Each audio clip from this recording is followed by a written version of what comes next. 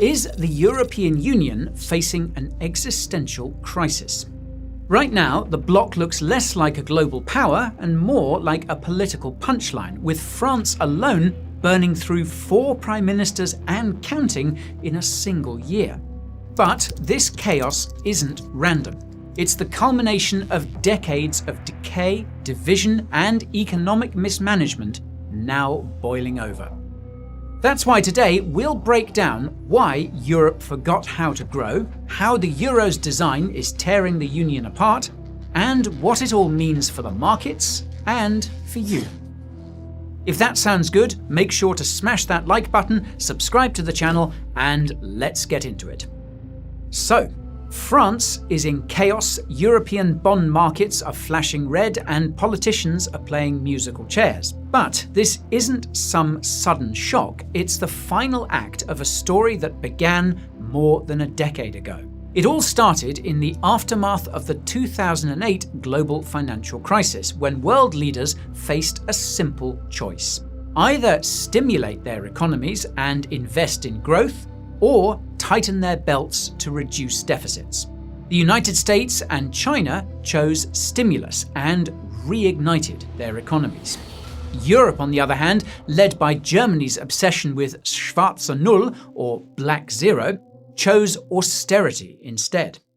Nearly 2 decades on, that choice is now seen as one of the greatest acts of economic self-sabotage in modern history. Europe's share of global GDP fell from 20% in 2000 to just 14% by 2023. So, while its competitors were busy building the future, Europe was busy balancing budgets and cutting corners. As former European Central Bank, or ECB chair Mario Draghi once put it, Europe has become an aging giant, trapped in a slow and agonizing decline. At the heart of that decline lies one simple truth: Europe forgot how to grow. Productivity has flatlined, innovation has stalled, and an aging population is leaving too few young workers to carry the load. And while Europe still competes in traditional industries like automotive and manufacturing, it's failed to ride any of the new innovation waves, from the internet to, quite frankly, everything that's come since. Just look at the numbers. The average age of Europe's 5 largest companies is close to 100 years, while in the United States it's just under 40. Not a single European company worth more than 100 billion euros has been built from scratch in the last 50 years. And since 2008, a third of Europe's most promising startups, its so-called unicorns, have left the continent altogether, moving to places where they can actually scale. Private sector investment tells the same story. Businesses in Europe spend just 1.2% of GDP on research and development, barely half the level of the US. Combine that with a labyrinth of regulations and sky-high energy costs, and it's little wonder that both talent and capital keep fleeing to friendlier markets.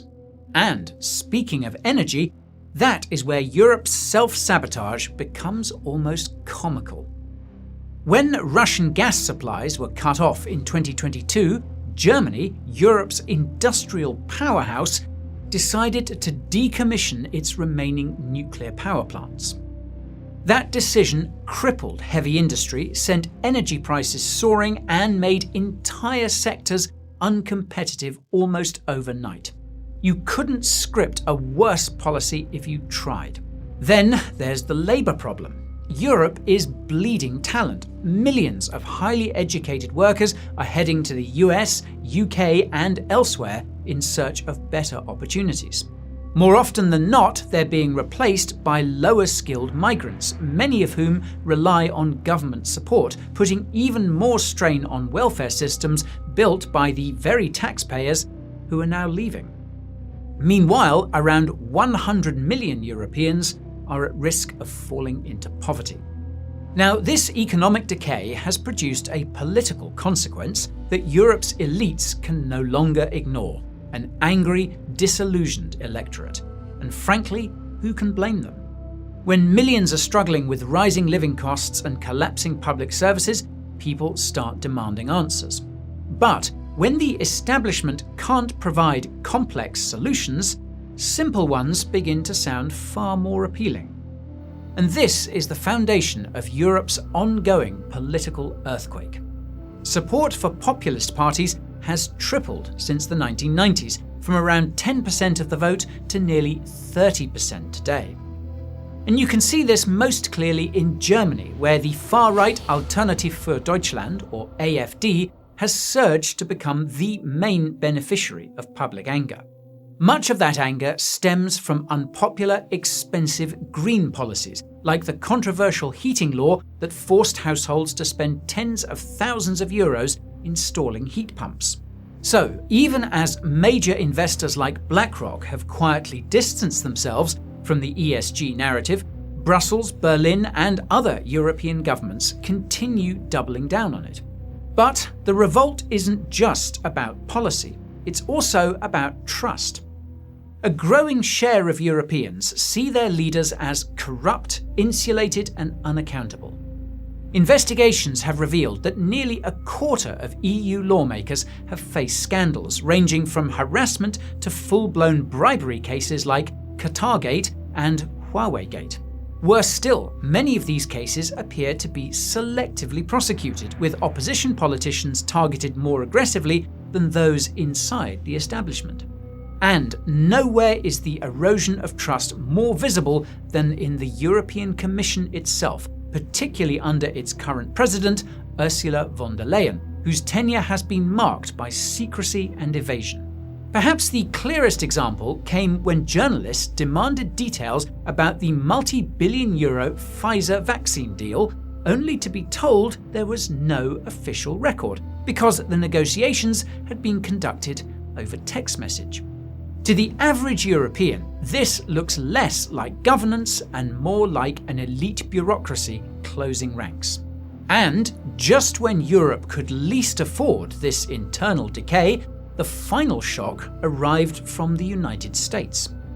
The long-standing transatlantic alliance that anchored Europe's security for nearly 80 years came to an abrupt end on Valentine's Day 2025, when US Vice President J.D. Vance told European leaders that the partnership could no longer be taken for granted.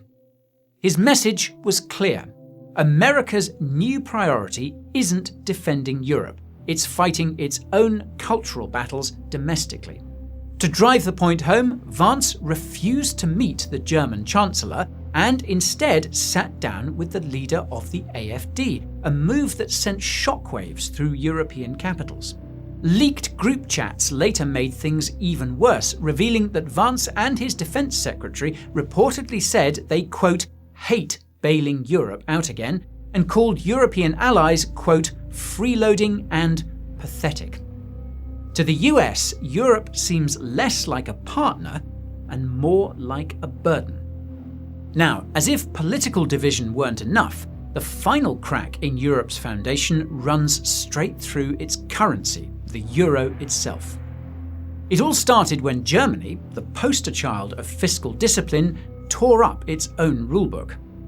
After Trump's foreign policy shake-up, Berlin scrapped its debt brake and pushed through a €1 trillion stimulus, covering everything from rearmament to infrastructure. After decades of forcing austerity on everyone else, Germany had just given itself permission to borrow at will, effectively declaring that the old fiscal order no longer applied. That decision confirmed what economic historian Russell Napier has been warning about for years. The Eurozone is structurally broken, and the European Central Bank can no longer function as a true central bank. The contradiction is simple. How can the ECB set a single interest rate for a union where France's total debt, public, private, and household, sits above 350% of GDP, while Germany's is closer to 200%? The answer is, it can't. To save France, the ECB would need to create years of sustained inflation, around 6 to 7% for more than a decade, to inflate away its debt. But that's politically impossible. Why should Germans tolerate France's fiscal spending spree? And that's the heart of the problem. Because the ECB can't solve it, the power to create money is quietly shifting back to the national level, to 20 separate governments, each now doing their own thing. That is the death knell for a single currency. And what we're seeing here is what Napier calls financial repression, a quiet return to state-directed credit, where governments decide who gets funding and savers quietly foot the bill. And this isn't just theory anymore. Across Europe, governments are already telling banks where to lend and guaranteeing the risk.